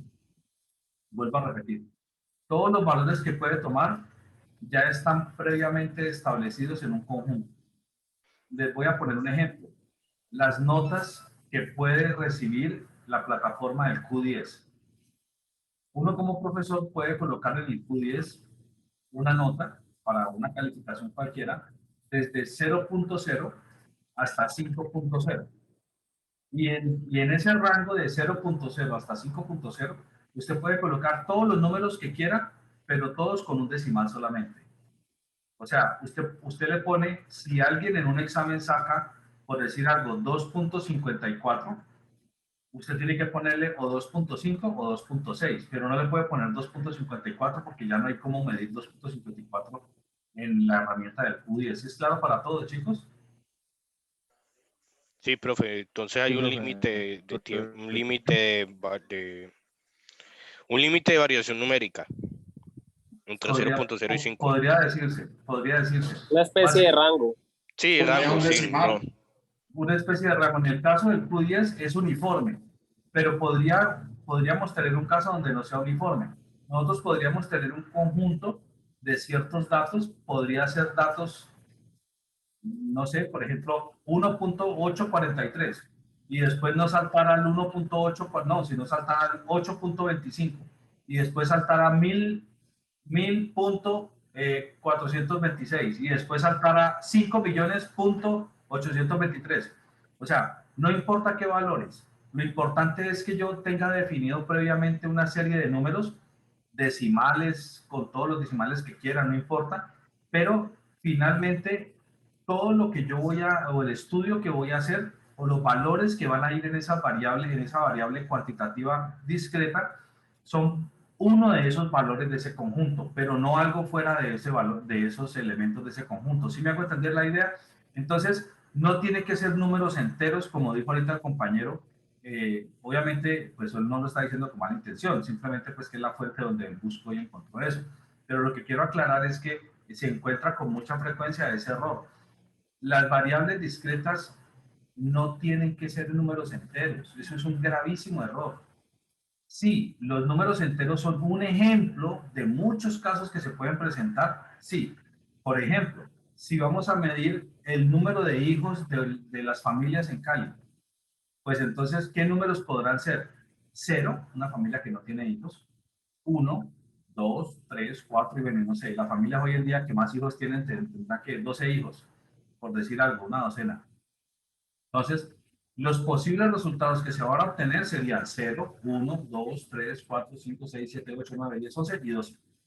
¿Listo? Y todos los resultados de la encuesta de esa variable de número de hijos en las familias caleñas será un número entre esos números que están allí. ¿Sí? Un número tomado de ese conjunto que es 0, 1, 2, 3, 4, 5, 6, 7, 8, 9, 10, 11 y 12. ¿Sí es claro para todos, chicos? Entonces, eso es una variable discreta. Y en ese caso, cumple con lo que el compañero está diciendo, que son números enteros. Sí, el ejemplo de números enteros obviamente es parte de las posibilidades que hay para una variable discreta, es cierto, pero no es para definir que es que tiene que ser así. O sea, no es una camisa de fuerza, no, ahí hay un gravísimo error. Porque lo que me está diciendo es que necesita que sea que sea un número entero. Y resulta que no, les acabo de dar el ejemplo de las notas en el Q10. Las notas en el Q10. ¿Qué notas tenemos en el Q10?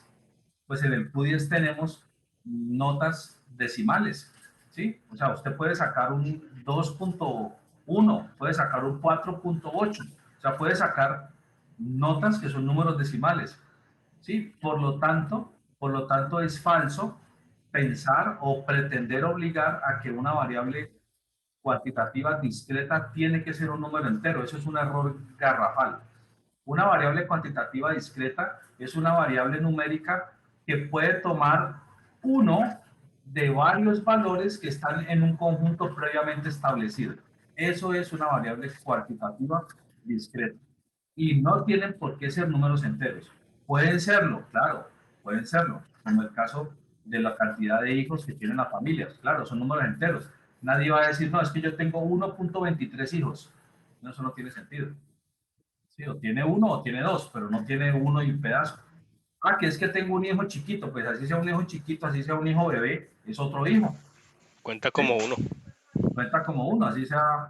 Ah, que es que tengo un hijo muy pequeñito, nunca creció y se quedó reelegido. No importa, tiene un hijo. Ah, es que tiene un mes de nacido, no importa, es un hijo.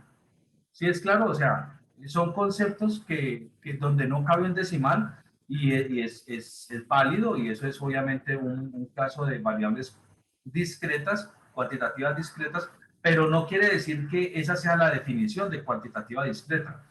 El caso del Q10 me permite números decimales y también es una variable cuantitativa discreta. ¿Por qué no es una variable continua? Porque yo no puedo colocar algo distinto a esos valores. Yo tengo un conjunto conformado por unos números, 0,0, 0,1, 0,2, 0,3, 0,4, y así subiendo de decimal en decimal, 4,8, 4,9, 5,0, y ahí termino. Ese conjunto conformado por todos esos numeritos con un decimal cada uno de ellos, es el conjunto del cual yo tomo un número de esos y todas las variables van a tener un numerito de ese conjunto. ¿Sí me hago entender, muchachos? Y Sí, ese, profe. numerito, y ese número que estoy tomando es un número decimal, no es un entero. No es un Profe, entero. Ah, que puede haber casos con enteros. Claro, claro. De hecho, hay muchos casos con números enteros. Pero entiendan lo que les digo. No es para que esa sea la regla. No es para que esa sea la regla. Adelante. pongo un ejemplo, el embalaje o la cantidad que puedes haber en una caja, ejemplo de mercancía, puede también ser una variable discreta, ¿o no? ¿La cantidad de qué, perdón?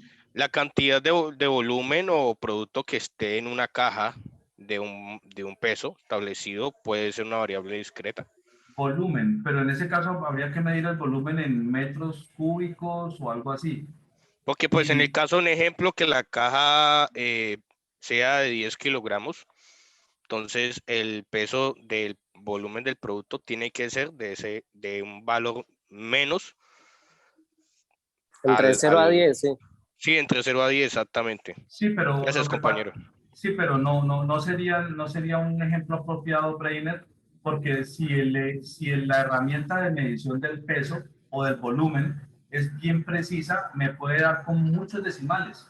Y cada vez yo puedo encontrar una nueva caja que tenga un valor entre dos valores que ya tenía antes. O sea, ese es un caso más de la continua. Ah, ok. La discreta es que los valores con los que usted va a llenar esas variables no pueden ser distintos a los que ya están en un conjunto que usted previamente ya tiene claro cuál es. ¿Quién va a preguntar? Adelante. Profesor, entonces sería el ejemplo de los ascensores, que dice capacidad máxima 7 personas. Por ejemplo, O los tampoco ascensores. lo puede. Sí, buen ejemplo. Porque una persona no puede haber persona y media, no puede haber 1,3, o sea, la cantidad de personas que pueden ir dentro de un ascensor son 0 si el ascensor va vacío, 1 si va con una persona, 2, 3, 4, 5, 6, 7, supongamos 8 y 9 si ya hay sobrecupo. O sea que eso sería el conjunto de números. Y lo que yo voy a colocar en la variable de cantidad de personas que están viajando en un ascensor, pues será un número de esos. Será un número de esos, será un 0, o un 1, o un 2, o un 3, o hasta 7, o 8, o 9 si hay sobrecupo.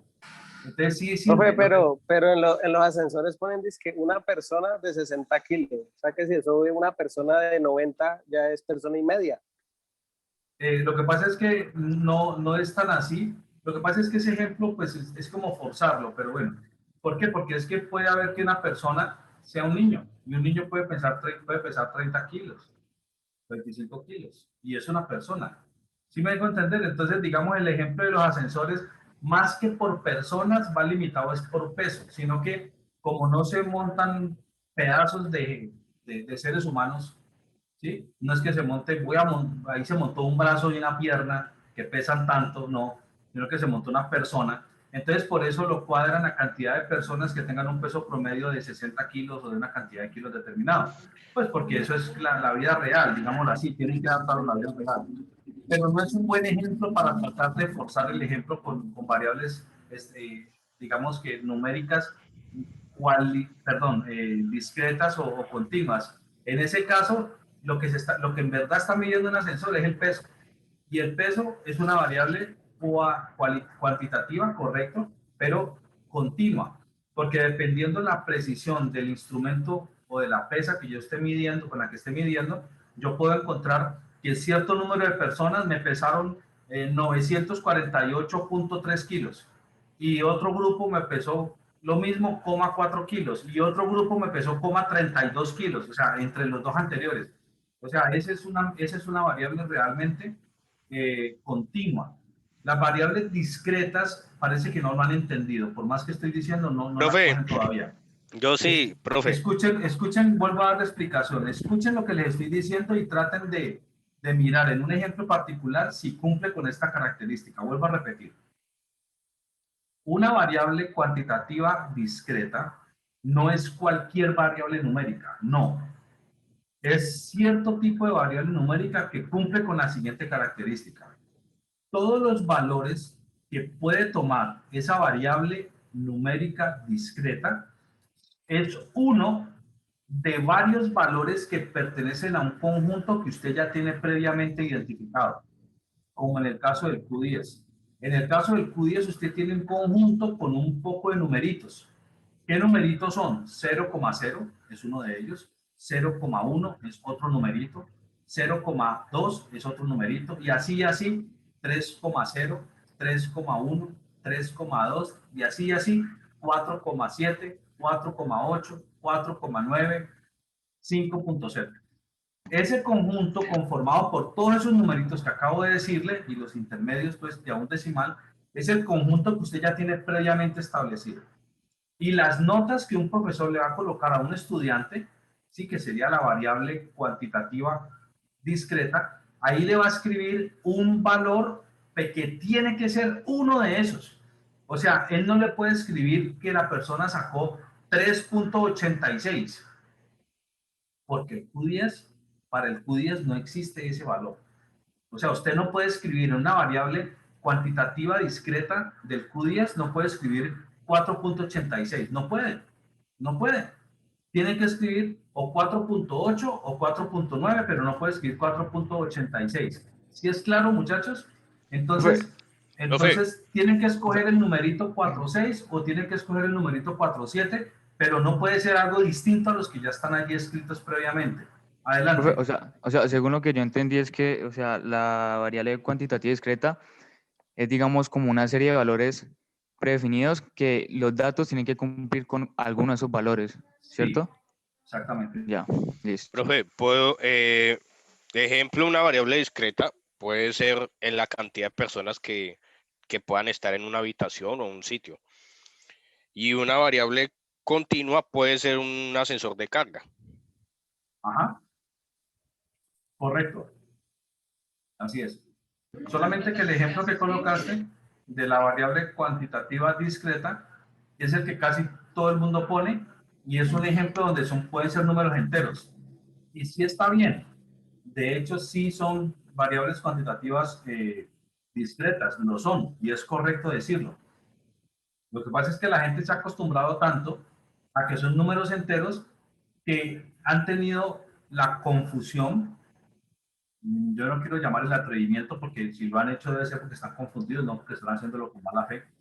Entonces han tenido la confusión de pretender limitar que las variables cuantitativas discretas tienen que ser números enteros, y eso es una gran mentira.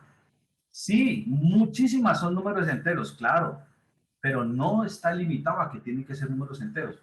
Vuelvo y les digo, el ejemplo que les di de las notas del Q10 es un ejemplo clásico, claro, que ustedes lo viven todos los semestres con sus materias, ¿sí? Y es un ejercicio donde hay una variable cuantitativa discreta y no es continua, discreta, y no son números enteros, no son números enteros, son números decimales. ¿O es que ustedes creen que el 4.8 es un número entero? El 4.8 es un número decimal, aquí en la China y en cualquier parte del planeta Tierra, ¿sí? Entonces, la definición de variable cuantitativa discreta no está amarrada a que tiene que ser números enteros, y algunos libros y la mayoría de videos y de información que hay en Internet está equivocada. ¿Por qué? Porque amarran la variable cuantitativa discreta a que sí, tienen que ser enteros. Eso es erróneo, eso es falso, eso es mentira. Pueden haber variables cuantitativas discretas que no sean enteros. Bueno, ¿es claro para todo lo que acabo de explicarle, chicos? Sí, profe. Sí, profe. Bueno, chicos, vamos a dejar allí y vamos a hablar acerca del proyecto. ¿Listo? Ya son las 9 minutos. Bueno, profe. Bueno, hasta el momento han entendido los conceptos que hemos estado hablando, chicos. ¿Sí les parece que la explicación ha sido clara? Sí, Sí, profe. profe, sí. Sí, señor. Sí. Muy bien. Ok, perfecto. Entonces vamos a hacer lo siguiente, muchachos. Vamos a hacer la explicación acerca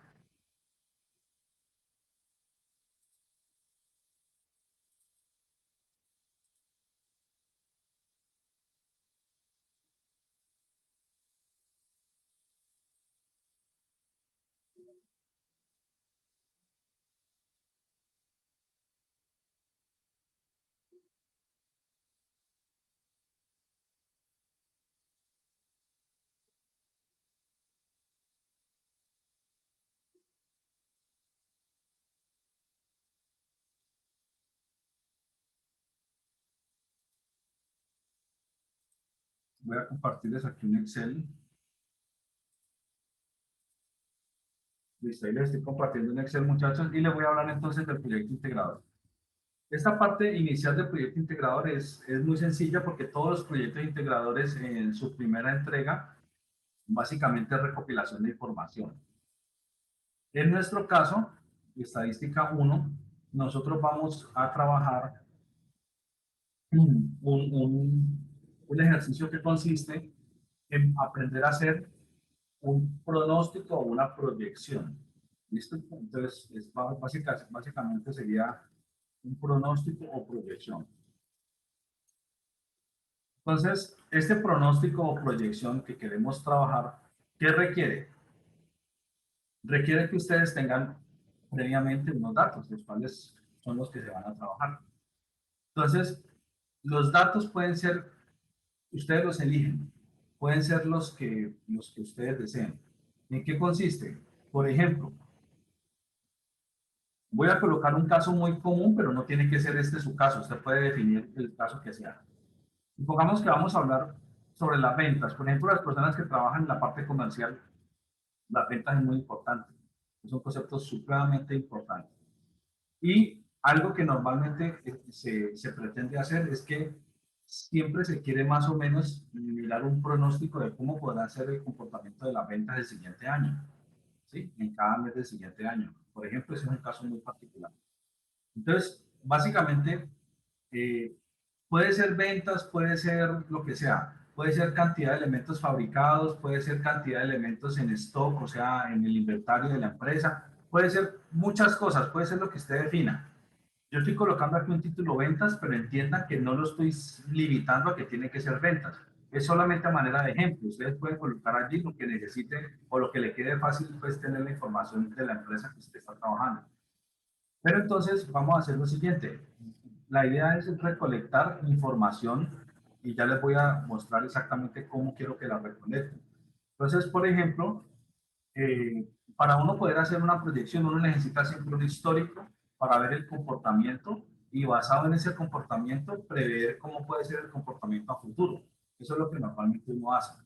siempre analizar el histórico y basado en ese histórico, si todo sigue conservando más o menos el mismo comportamiento, uno puede dar una proyección que puede ser muy cercana a la realidad.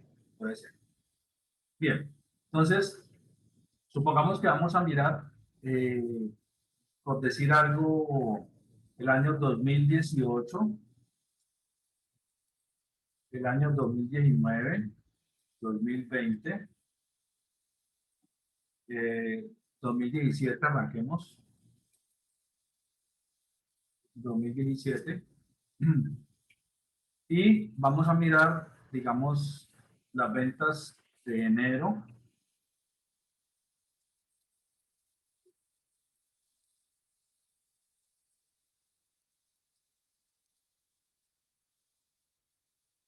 febrero,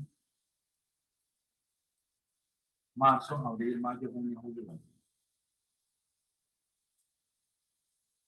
Y aquí ustedes van a colocar esas ventas. Van a colocar esos valores de esas ventas. ¿Qué se va a hacer más adelante? Se va a hacer un ejercicio y se va a proyectar cuál va a ser las ventas, por ejemplo, en enero, bueno, ya pasó enero del 2021, pues digamos que, ¿en qué mes estamos? Estamos ya en febrero, marzo, bueno. Supongamos que usted tenga los datos, que la empresa le brinda los datos hasta el 2020 porque los tiene completos, desde el 2020 todavía no los tiene porque aunque ya pasó enero y febrero, bueno, estamos en febrero, no los ha generado y no están disponibles. Supongamos que están disponibles, aunque no más. Entonces usted con esto va a hacer un ejercicio que no hay que hacerlo ahorita, esto ya es después para otras entregas. De más o menos basado en estos valores, ¿cuál puede ser la proyección de venta para enero del 2021, para febrero del 2021, para marzo, para abril, para mayo, junio, julio, cada uno de los meses, ¿sí?, del 2021? Y con eso tendríamos el año completo del 2021 del pronóstico del comportamiento de las ventas para este año. ¿Cómo van a hacer eso? Por ahorita no lo saben hacer. Yo se los voy a explicar. Sí, hay unas funciones en Excel para hacer eso, con gráficas y todo. Yo les voy a explicar eso cómo se hace y ustedes pues lo van a poder hacer en su proyecto integrador, digamos, correctamente. Entonces, por ahora, ¿qué se necesita? Se necesita que hagan dos cosas. Primero, que definan cuál va a ser la variable que van a trabajar. Esta, que yo aquí escribí ventas, pero para el caso de ustedes no necesariamente van a ser ventas. Pueden ser ventas, pero no los quiero limitar a que únicamente tiene que ser ventas. Porque es posible que alguien me diga, profe, hablé con mi jefe y mi jefe no me da los datos de las ventas, dice que es una información privada y no me brinda esa información y que no me la pasa. Entonces, pues, ¿qué hacemos ahí si no le pasan esa información? Entonces, ¿qué tocaría que hacer? Hacer el ejercicio con otro tipo de información. Por ejemplo, el inventario, por ejemplo, el movimiento que ha habido en una sede, por ejemplo, la cantidad de devoluciones, bueno, qué sé yo, tocará medir otra cosa. Sí, porque de pronto ventas no se lo permitan, no, de pronto sí, no sé. Pero vuelvo y le digo, lo que yo quiero que hagan para esta entrega es definir cuál es la variable que van a estudiar. Yo estoy escribiendo ventas aquí, pero no necesariamente ventas. Y que ustedes consulten este histórico, ¿sí? El histórico de ventas o el histórico de la variable que sea que vayan a trabajar durante los últimos 4 años mensualmente para poder hacer la proyección mes a mes. Usted me puede decir, no, profe, definitivamente en el lugar donde yo estoy es imposible. Allí todo lo manejan bimestral, entonces a mí me dan datos de bimestre. Bueno, pues sí, si así lo manejan allí, entonces no maneja enero y febrero, sino que maneja el primer bimestre, enero, febrero, el segundo bimestre. Sí, lo manejan por bimestres, pues así es como le brindaron la información, pues así para qué hacerlo. Entonces, pero básicamente lo que yo quiero es la información mes a mes de los últimos 4 años para poder hacer una buena proyección. Se pueden más años, entre más años, más precisa es la proyección, más precisa. Se pueden menos años, sí, también se pueden menos años, pero entre menos años, más inexacta es la proyección, o sea, más pifiadita, más mala va a ser, más mala. Entre más poquitos sean, más mala es la proyección. Profe, ¿Sí? ¿Mínimo 2 añitos o qué? Mínimo 4, ojalá. Fue madre. Mínimo 4 para que sea más o menos buena. Si no tiene cómo conseguir los 4, sino que consigue 3, pues hace 3. Es una proyección mala, pero ¿qué más hacemos? ¿Qué más? Pues si es una empresa que se está conformando. Si es una empresa que se está conformando, no tiene histórico. Así que como no tiene histórico, le quedan dos alternativas. Primera alternativa es que lo que escoja para hacer un análisis podría ser algo que no sea un histórico, sino que sea el comportamiento, por ejemplo, el comportamiento de las ventas de cierto tipo de artículo que, por ejemplo, tenga, que usted pueda encontrar algo, por ejemplo, en el DANE o en alguna base de datos así regional o nacional, del comportamiento de ventas de cierto tipo de elemento que es el que usted va a ofrecer, digamos, en la empresa que está montando. Algo así podría ser. O podría ser que usted, como se está basando en el estudio de una empresa que ya está conformada, que ya tiene todo, ¿sí? Normalmente los que están haciendo su ejercicio se basan en una empresa como de referente, digámoslo así. Entonces podría ser la medición de esa empresa referente, porque la propia, que es la que ustedes están formando, que es un emprendimiento que está empezando, pues no tiene historia todavía, apenas va a empezar a construirse la historia. Entonces, quedarían una de esas dos alternativas para el caso de un emprendimiento, porque no tenemos datos históricos en un emprendimiento. Habría que ver cuál de las dos opciones, digamos, es posible conseguir. Los de software, profe. Los de software, para los de software es diferente. Esto que estoy hablando básicamente aplica para los de administración y para los de mercadeo. Para los de software cambia notoriamente, radicalmente, porque para los de software el ejercicio consiste en otra cosa muy distinta. Básicamente es que ustedes ya definieron qué software van a fabricar, porque no, digamos, es algo que no está preestablecido, sino que cada semestre entre el profe y los estudiantes definen qué software van a hacer. Ustedes ya tienen definido el software que van a hacer. Por ejemplo, Neighbor ya sabe qué software va a hacer. Sí, señor. Listo. ¿Ustedes lo van a hacer por grupos o va a ser uno para todos? Hay grupos y hay personas individuales. Listo. Entonces, yo necesito reunirme con cada grupo.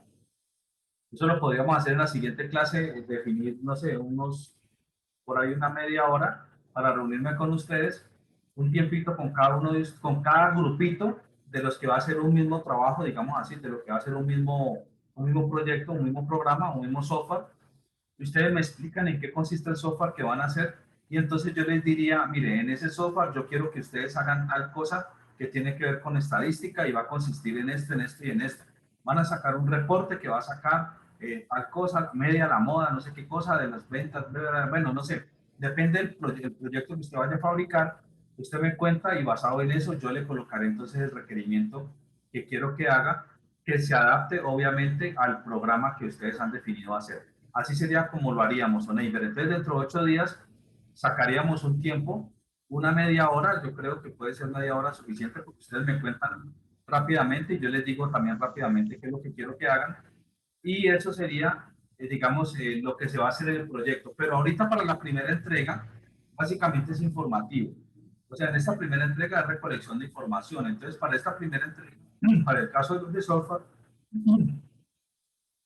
sería que ustedes armen, digamos, basado en lo que yo les voy a decir de qué es lo que tienen que hacer, ustedes armarían, digamos, un documento o en parte del documento colocarían qué es lo que va a llevar de la parte estadística. Entonces ustedes dirían, basado en la información que el software va a recopilar en su funcionamiento, los cuales son tales y tales y tales datos, que son datos que usted va a pedirle a la persona cada vez que esa información de lo que sea, que es su producto o su programa. Entonces, basado en eso, vamos a hacer unas consultas o unos reportes que van a contener tal cosa, la media que va a consistir en esto, la moda que va a consistir en esto, y ustedes, digamos que van a entregar todo lo que van a hacer, todo lo que, digamos que en el transcurso del semestre ustedes van a construir en estadística. Eso sería lo que yo les pediría para los de software en la primera entrega. Es algo de escribir únicamente por ahora, ¿sí? Para los de software. Pero entonces yo necesito saber ya con ustedes que me cuenten cada grupo qué software va a hacer para así mismo poder pedirles específicamente lo que van a hacer de estadística. Entonces dentro de 8 días necesitamos reunirnos los de software conmigo para poder que me expliquen y yo decirles claramente eso. ¿Listo, chicos? Listo, profe. Listo, profe, muchas gracias. Bueno, para los demás, para los de administración y mercadeo, ¿queda claro entonces lo que se requiere para esta primera entrega? Sí, profe. Es recolección de información y definir qué variable van a estudiar, van a analizar. Y los que tengan el caso, como dijo Joandri hace un momento, de un emprendimiento, pues un emprendimiento que no tiene historia, pues no lo pueden hacer de esta forma y lo que necesita es recolectar esto de una manera distinta y es, vuelvo a repetir, hay dos alternativas. Una, basarse en los datos de la empresa referente que esté utilizando. Esa es una posibilidad. No es de su emprendimiento, porque su emprendimiento no tiene historia, pero puede ser apropiado de la información de la empresa que está utilizando como referente. Esa es una posibilidad. La otra posibilidad es que, dependiendo del producto que usted vaya a ofrecer, usted puede comenzar a investigar en las diferentes bases de datos que hayan disponible a nivel regional, del DANE, el Banco de Colombia, bueno, diferentes entes que puedan recopilar información. Si usted encuentra alguna información que tenga que ver con el tipo de producto que usted va a ofrecer. Entonces resulta que es que encontré una estadística que se hizo hace 2 años sobre el consumo en tal lugar de Colombia o en Cali o no sé, de este tipo de producto, que es un tipo de producto como el que usted va a hacer. Entonces encontramos una estadística. Entonces, basado en eso, podríamos tener algo así parecido a esta información que yo estoy pidiendo aquí. Pero obviamente no es de una empresa, sino de algún estudio que usted encuentra en internet, pues porque pues no tiene datos de dónde tomar. Sí, claro. Ah, bueno. Pero entonces simplemente es la recolección de esos datos. Por ahora solamente, por ahora es recolección de información, nada más. Por ahorita no van a hacer cálculos de nada porque no han aprendido. Yo no les he enseñado eso todavía. Eso. ¿Listo? Profe, ¿y yo que estoy en quinto semestre debo presentarte esa actividad o vos haces un promedio para sacar esa nota? Depende, tienes que entrar a tu Q10 y mirar qué proyecto integrador te toca, de qué semestre. Claro, yo ya sé que me toca el de quinto. Tengo la plantilla incluso para resolverlo, pero no Exactamente. sé si qué actividad presentarte a vos. No, a ver, esa pregunta no deberías tenerla ni ninguno una vez vean qué semestre le toca. Lo que tienen que hacer ustedes para poder aclarar ese tipo de inquietudes, y aprovecho de una vez la pregunta que está haciendo el compañero para que nos quede claro a todos, ¿sí? Lo que ustedes tienen que hacer es lo siguiente. Ustedes entran a la universidad. Me equivoqué aquí. Ustedes entran a la página de la universidad. Aquí miran en la parte donde dice programas. En el caso tuyo, ¿tú eres de qué programa? De quinto, profe. No, eso no es un programa. Programa. ¿Tienes administración? Ah, ok, administración. Entonces, plan de estudios, listo. Plan de estudios de administración. Este es el plan de estudios de administración, ¿listo? Entonces, quinto semestre. Entonces, ustedes miran quinto semestre, aquí está quinto. Las materias que ustedes tengan matriculadas que pertenezcan a quinto, esas son las materias a las que le tienen que entregar proyecto integrador. Las que esté viendo que no sean de quinto, no presenta proyecto integrador. Listo, profe, gracias.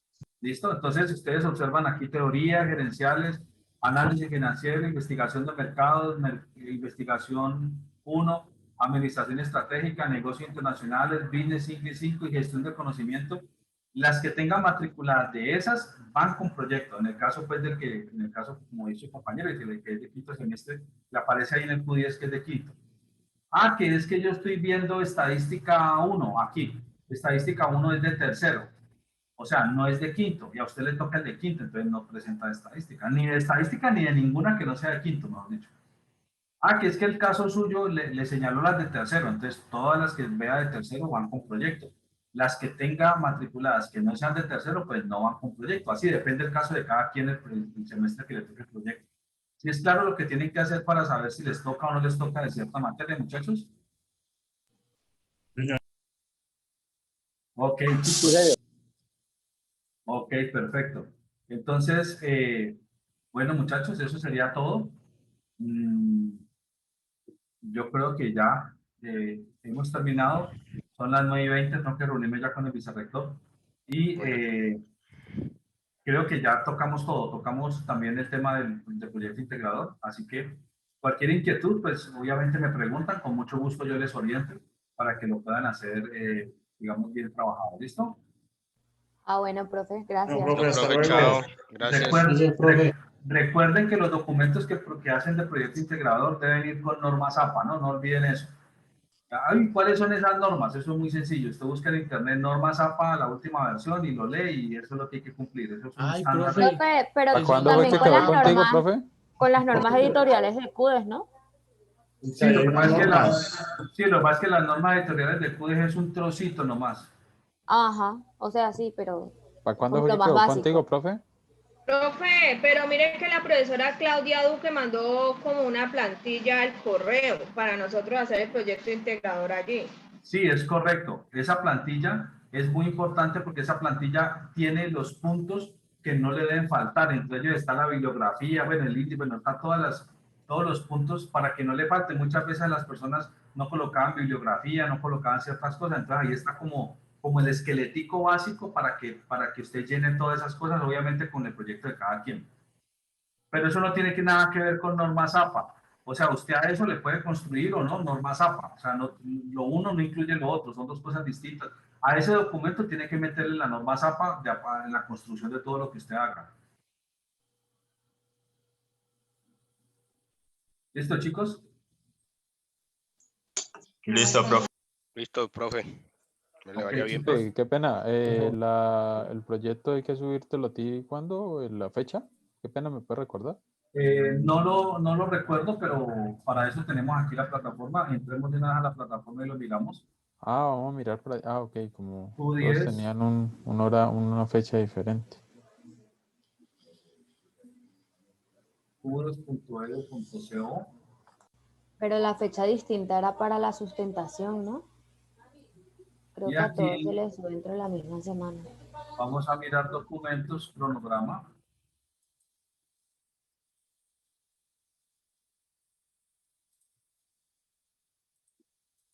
Documentos, cronograma, entonces miremos aquí.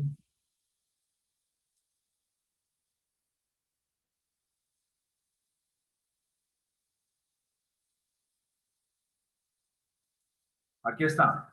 Primer seguimiento escrito del proyecto integrador, 30% es en la semana 6, del lunes 22 al sábado 27 de febrero. O sea, la semana que viene. O sea, la semana que viene. O sea que nosotros el lunes que nos toca clase, estoy hablando con los de software, ¿no?